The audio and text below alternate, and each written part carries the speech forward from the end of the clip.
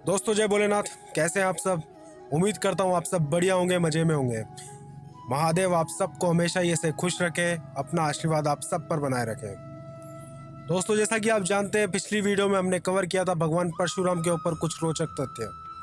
दोस्तों आज की वीडियो में हम बात करने वाले हैं महादेव के पुत्र कार्तिकेय के बारे में। उनकी जन्म कथा मैं आपके सामने पेश करूँगा, जितना हो सकेगा पूरी डिटेल्स में आपके सामने रखूँगा। दोस्तों चलिए वीडियो में बने रहिए। और वीडियो स्टार्ट करने से पहले प्लीज़ अगर आपने अभी तक चैनल को सब्सक्राइब नहीं किया, प्लीज़ सब्सक्राइब कीजिए, वीडियो को लाइक कीजिए, शेयर कीजिए।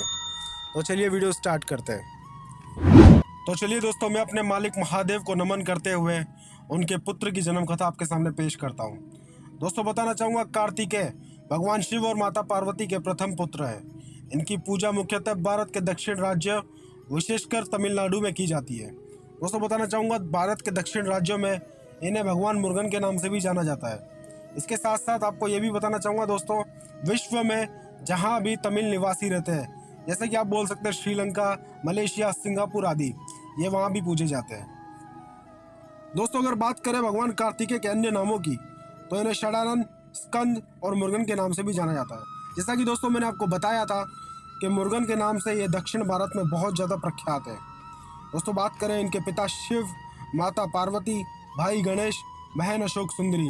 दोस्तों आपकी जानकारी के लिए बता दूं, इनकी दो बहनें और थी, मनसा और ज्योति, जिनके ऊपर मैंने पहले भी एक वीडियो बना रखा है। अगर आपने अभी तक नहीं देखा तो लिंक डिस्क्रिप्शन में आप जाके देख सकते हैं। दोस्तों इसके बाद में अगर वाहन की बात करें तो इनका वाहन मयूर है। साथ ही संहार अगर बात करें तो इन्होंने तारकासुर का वध किया था। दोस्तों अन्य जानकारी आपको बता दूं, कार्तिकेय देवों के सेनापति हैं।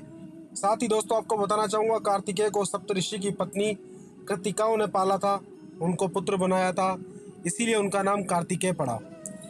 दोस्तों जैसा कि आप जानते हैं, कार्तिकेय का जन्म तारकासुर का वध करने के लिए हुआ था। दोस्तों साथ ही बताना चाहूँगा, तारकासुर ने स्वयं को अमर बनाने के लिए पेरियात्र पर्वत पर घोर तप करके ब्रह्मा जी को प्रसन्न किया था। दोस्तों ब्रह्मा जी तारकासुर की तपस्या से प्रसन्न हुए और उसे दर्शन दिए। साथ ही ब्रह्मा जी ने उसे वरदान मांगने को कहा। तब उसने वरदान मांगा कि कोई प्राणी मेरा वध न कर सके, मुझे ऐसा वरदान चाहिए।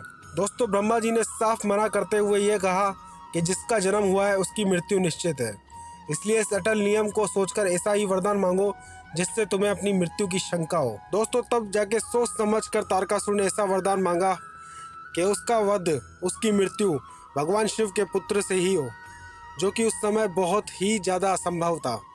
जैसा कि आप जानते हैं दोस्तों, भगवान शिव वैरागी थे और उसे पता था न भगवान शिव गृहस्थी में, ना उनकी कोई पत्नी है और ना ही उनका कोई पुत्र हो सकता है, तो उसकी मृत्यु असंभव ही होगी। दोस्तों ब्रह्मा जी के दिए हुए वरदान के कारण अधर्मी राक्षस तारकासुर अत्यंत शक्तिशाली हो चुका था। दोस्तों वरदान के अनुसार केवल शिव पुत्र ही उसका वध कर सकता था। साथ ही दूसरी तरफ दोस्तों आपको बता दूं, भगवान शिव की पत्नी सती अपने पिता दक्ष प्रजापति द्वारा आयोजित यज्ञ में अपने पति भोलेनाथ को आमंत्रण न देने पर अपमान सहन न कर सकी और यज्ञ वेदी में कूदकर आत्मदाह कर लेती है। साथ ही दोस्तों ये दुख भगवान शिव पर बहुत ही गहरा प्रभाव डालता है और भगवान शिव सहस्त्र वर्षों तक अपनी समाधि में लीन हो जाते हैं। और दोस्तों दूसरी तरफ आपको बताना चाहूँगा कि तारकासुर को दिया हुआ वरदान अमरता से कुछ कम नहीं था। दोस्तों इनडायरेक्टली उसे अमरता का वरदान मिल चुका था। जैसा कि आप जानते हैं, सती के आत्मदाह करने के बाद भगवान शिव अपनी समाधि में लीन हो चुके थे। इस कारण तारकासुर तीनों लोकों में हाहाकार मचाने लगा। लेकिन दोस्तों तारकासुर इस बात से अनभिज्ञ था कि दूसरी तरफ माता सती का दूसरा अवतार माता पार्वती के रूप में हो चुका है और माता पार्वती शिव को अपने पति के रूप में प्राप्त करने के लिए कठोर तप कर रही थी। लेकिन भगवान शिव अपनी समाधि भंग ही नहीं कर रहे थे।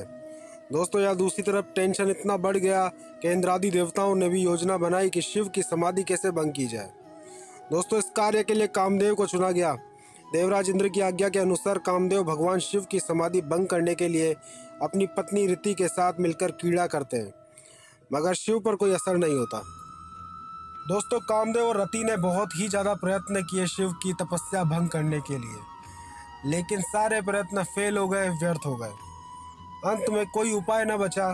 तब जाकर कामदेव ने अपना काम बाण भगवान शिव पर चला दिया।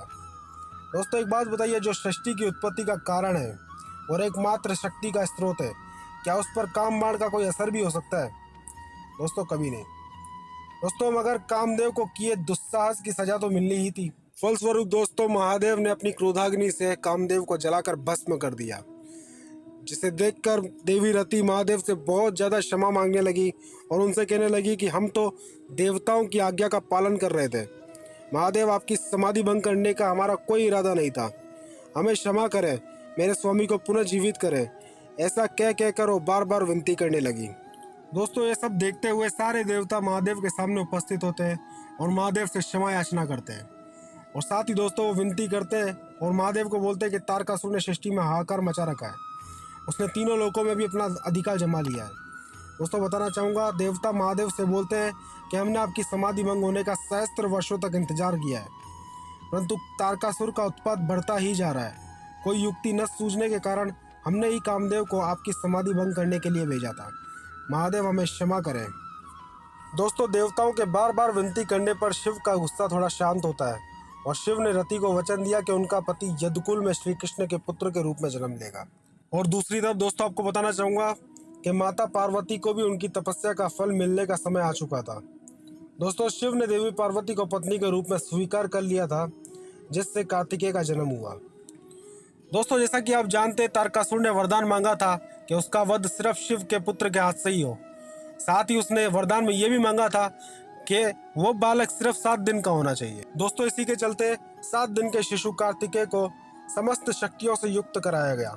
साथ ही दोस्तों आपको बताना चाहूँगा, देवों ने अपने अपने शस्त्र कार्तिकेय को समर्पित किए और उनसे देवताओं के सेनापति का पद ग्रहण करने का अनुरोध किया। दोस्तों कार्तिकेय द्वारा देवों की प्रार्थना को मान लेने पर चारों तरफ खुशी का माहौल ही छा गया था। दोस्तों बताना चाहूँगा, एक बालक को सेनापति देख तारकासुर को बालक द्वारा अपनी मृत्यु होने का वचन स्मरण हुआ। दोस्तों साथ ही बताना चाहूँगा, दैत्य और देवताओं में भीषण युद्ध छिड़ गया, जिसमें कार्तिकेय ने तारकासुर का वध करके देवताओं और ऋषियों को तारकासुर के भय से मुक्त करा दिया। तो दोस्तों इस तरह हुआ तारकासुर का अंत भगवान शिव के पुत्र द्वारा। दोस्तों कुछ और मैं रोचक तथ्य आपको बताना चाहूँगा कुमार कार्तिकेय के बारे में।